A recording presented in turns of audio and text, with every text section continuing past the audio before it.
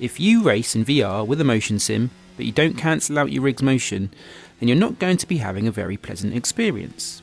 And the reason for this is that your in-game view will move with your simulator's motion, which is going to make your view dance around inside the cockpit, and most likely lead to motion sickness. This is a motion sim track that I made to help configure motion profiles, and I'm going to use it to demonstrate what happens if you don't use any form of motion cancellation. So first of all, I'm going to show you what happens with pitch, and as we take the car up the hill, the simulator is going to lean back to simulate the gradient of this hill, and as you can see, my view in game also goes backwards to the point where I can kind of see my neck here and my head is through the back of the seat. And as we take the car over the hill and back down the other side, my view is thrown forward. So my face is right up against the wheel and my head is kind of going through the roof of the car. So now we've got this cambered corner in front of us, and I'm going to show you what happens with roll. So the roll is going to simulate the camber of this corner, and as it does so, I'm pushed out the side of the car through the window. As I come round for this right-hander, again I'm pushed to the right and I'm through the model of the seat of the car. We'll just take this other corner here and again back out through the window. I've got the wind in my hair. And as it flattens out, back to the normal driving position. So what can we do to stop this from happening and improve our VR experience? The most commonly talked about method of eradicating this unwanted in-game movement is called motion compensation. Motion compensation is when the in-game view is adjusted in the opposite direction to counteract the physical movements of the simulator. So in simple terms, if the simulator moves left, the in-game view is moved right by the same amount, cancelling out the motion. Now I don't actually use motion compensation software. From what I've heard, it's a bit tricky to set up and get working correctly. My much simpler method is to simply disable head tracking in my VR headset settings.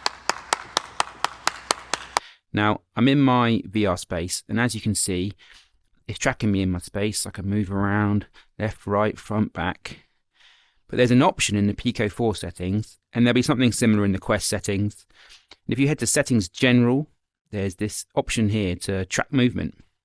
So in Quest settings, it might be something like Disable Head Tracking or Positional Tracking, something like that. But if we turn that off and agree to that, now when I move around, I'm moving front and back, I'm moving left and right, and as you can see, I'm staying in the same spot, which is exactly what we want. Now I don't have experience with any other headsets, so this setting might not be available for you. If not, my advice would be to try disabling your base stations or pop some tape over your headset's cameras. This might put it into a 3DOF mode. I've had it confirmed that the latter actually works with the HP Reverb G2. If you try it with a headset I've not mentioned, feel free to leave a comment to let the community know if it works. Now let's take a look at how disabling head tracking improves our VR experience. Okay, so now that we've disabled head tracking, let's see what happens when I drive up this hill. So the simulator still leans back to simulate that track gradient, but my head has not gone backwards through the seat. I can't see my neck. I can still turn my head, both sides, look in my mirrors, look at my apexes. And likewise, when I go down the other side of the hill, my head is not thrown forwards towards the wheel or out the roof of the car. Okay, so likewise with the roll, if we take this bank left-hander, see this time I do not go out the window. I stay centralised on the wheel, going right and left.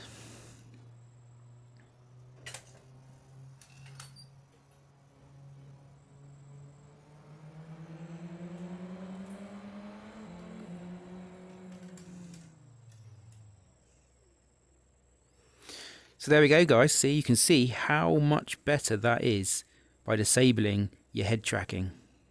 For those demos, I'd actually put the values for the pitch and the roll very, very high, just to exaggerate the issues that you'll have if you don't use motion cancellation. So I was going to do a little lap of the track now to show you how I normally have the sim set up.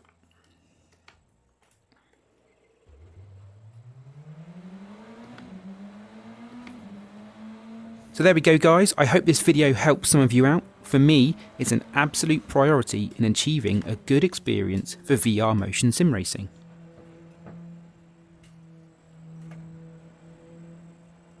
If you've got any questions or need anything explaining further, leave a comment below and I'll do my best to reply.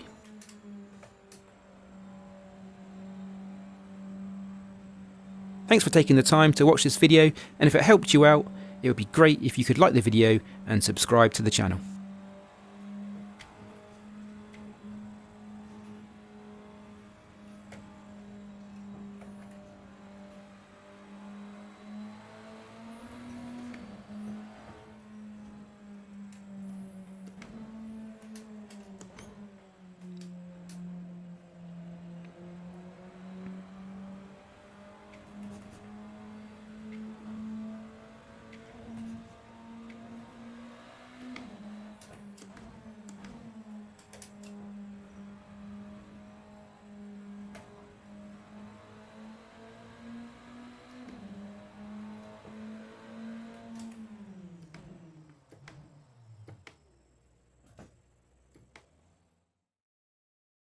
Hello, peasants!